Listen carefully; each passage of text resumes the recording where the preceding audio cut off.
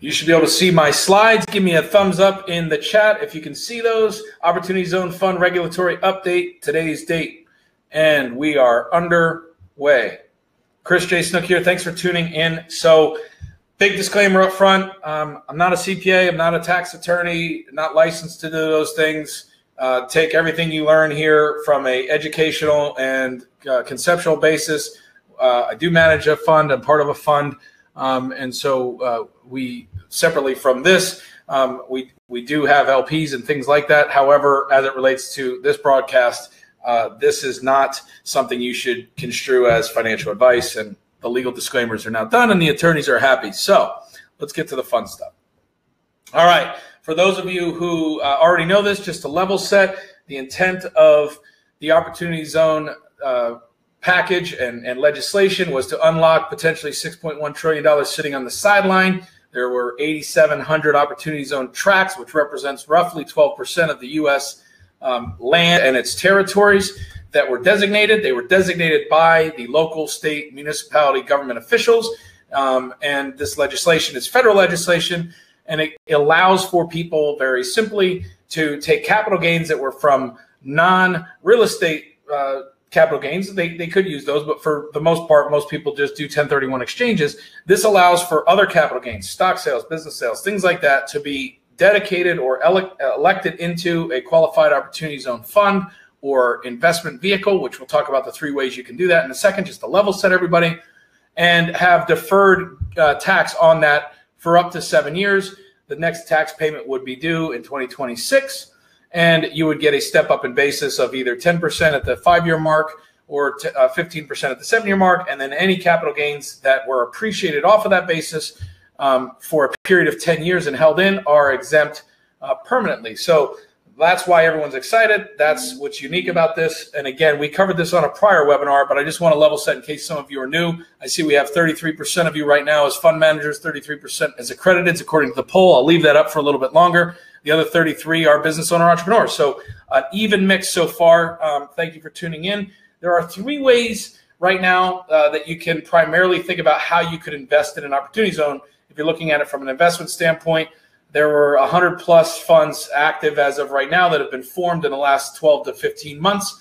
I would imagine there'll be another 300 to 400 now that the regulations are much clearer that start to appear. So this space is new, it's fresh, and it's about to get really crowded.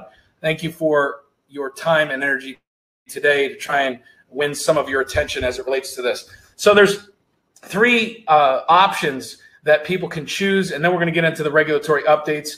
But I just want to kind of focus us in on the way that you can be thinking about these updates and what they mean to you, because some of you are looking at doing direct investment into an Opportunity Zone project. Some of you are forming or looking at joining a single purpose entity, which is the second vehicle. And then obviously the bulk of you will end up either being part of or managing, like I am, a qualified Opportunity Zone fund. And these funds will range inside from the single digit millions to, you know, things like us where we have three separate $500 million funds kind of chartered, with two of them open and one of them closing literally this month. And so those are the three ways in.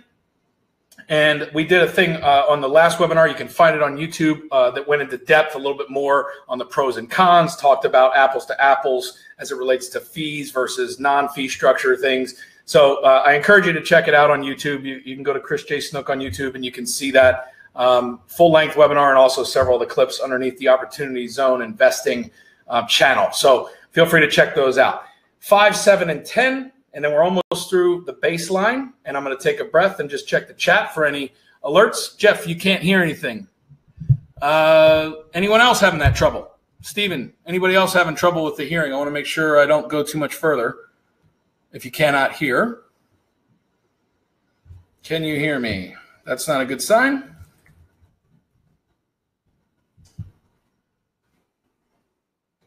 Anybody? We'll take a quick pause. Can you let me know if you can hear the voice? All good. Okay. So sorry, Jeff. We'll send out the replay too, but please hang in there. Feel free to reset your browser or something. But thank you, Stephen. I just want to make sure that for the recording that we're all good, and for the rest of you, we're all good. So All right, so 5 years means essentially, and the regulations had this from October, but then they reasserted this in the April 17th issue. And essentially, after 5 years, there's a permanent exclusion from gross income of 10% of your original deferred gain. So essentially a 10% step up in basis. After 7 years in a qualified opportunity zone fund, you'll get a permanent exclusion from your gross income of 15% off your original deferred gain. And after 10 years, the big whammy, as we already talked about earlier, is the taxpayer can elect to exclude all the post-acquisition gain from all the investments in the qualified opportunity zone fund that were held for at least 10 years. What this means in layman's terms is if you had a capital gains of $1 million this year for simple math, and you put all of that into a qualified opportunity zone fund or investment, after 5 years, you wouldn't have to pay any tax until 2026. But if after 5 years, when you pay that tax, if you were to take it out before 7, you would have a 10% step up in basis. So you essentially get a 10% reduction on your capital gains tax. And if you had it in for 7 years and paid it on 2026, when all of it will be due from the deferment, you will get a 15% step up in basis. And so instead of paying tax on $1 million, you'll pay tax on $850,000.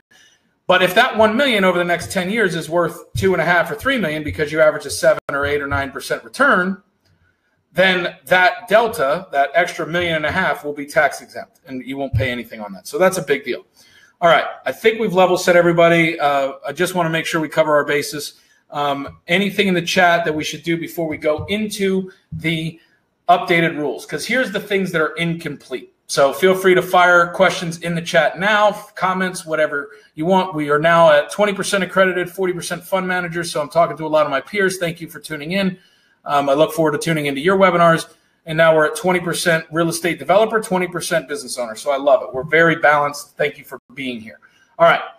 Admin rules on Form 8996 are incomplete. The next update will be July 9th, 2019. Essentially what that means is there's still some comments that are being requested by the Treasury and by IRS to decide whether or not, as it relates to maintaining the 90% asset test, if they need revisions to the form that could include things like each investment's EIN and amount invested. So, you know, almost like an itemized sheet. So that will be a lot more clear July 9th, 2019. Not a major change, just something that's to be aware of if you are working with your tax professionals or thinking about what you might be able to be prepared for.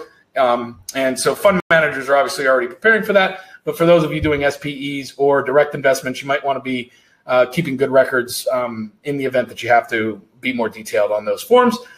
The other thing that is incomplete as of this last publication was tangible property compliance. Again, the commentary that is being requested and will be finalized, we're being told around July 9th, is whether or not to keep the asset by asset test for substantial improvements, which we'll talk about here in a second, or to adopt an aggregate approach to provide additional compliance flexibility. The way I read that, but it'll be much more clear in July, is that they're leaning towards an aggregate approach, but again, too early to tell. Last thing, special election privileges. This would be really relevant to people that are doing SPEs and things like that. So with respect to a special election provision, meaning if you're direct investing into some kind of QOF partnership or an S-Corp, the IRS is intending to implement some more detail around anti-abuse provisions that'll address straddles and things like that in the next iteration. So those are the things that are incomplete. What can we glean from the 169 pages of fresh new IRS wonderment that they just dropped on us? Jonathan, thanks. I see your questions and I will make sure I get to them. So hang in there and we'll weave those in. I appreciate you sending them in now because I can weave them into some of these slides. So I'm just going to read that one. Okay. Got it. Okay, so I'm back to the key insights and then I will work that one in, Jonathan, into one of the upcoming slides. Perfect. All right, so here are things that investors are going to care about. I'm going to hit these up front, and then I'm going to focus on specific language, meaning specific terminology that you're going to see a lot as you read this, as well as you just start to study this more or listen in. You're going to start to hear some of these terms, and I've tried to take these 169 pages and distill them down to like simple 10 slides. So we literally have 17 minutes to go, and we're going to get through 100, maybe 45 pages of it that I think are the most pressing